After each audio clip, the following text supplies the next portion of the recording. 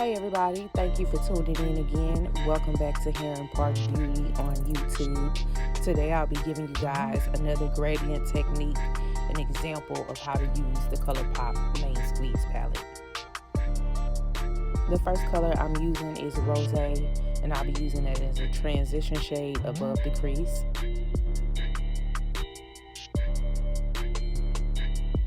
The second shade I'll be using is called Seed Money, and I'm going to put that in the crease and slightly blend it into the transition shade.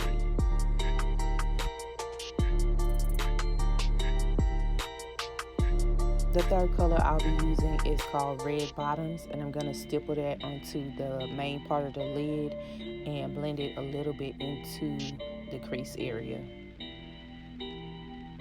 And you'll see me go back and forth with the brushes and try to blend everything together. In a previous gradient technique tutorial, I told you guys that I like to do it from the lightest to the darkest. That way it allows you that little bit of wiggle room. If you need to fill in certain spots, you can. With doing it this way, I feel like when you do the darkest color first, it doesn't allow you to do that.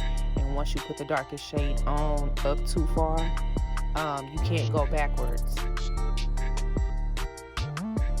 The fourth color is called Maraschino, and I'm going to put that in the tear duct area and also on the lower lash line in the first part. That part is optional. You can really just do red bottoms and be done with this look. The liner is also optional. I did go in and add a little bit of glitter to the bottom lash line as well, which is also optional. I just feel like when you do a liner and a little bit of glitter, of course, it makes the look pop a little bit more, but you guys have seen me do that before in different tutorials, so I just didn't put that part of the video in. I really feel like this technique works with any color that you choose to do, as long as you do a light, a medium, and a dark shade. It should work.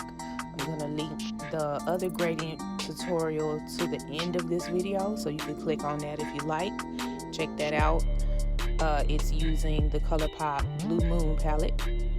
I want to thank you guys so much for checking out my videos, loving and liking my videos. The rest of the products will be linked on my IG to this look. Let me know what you guys think, and I will see you next tutorial.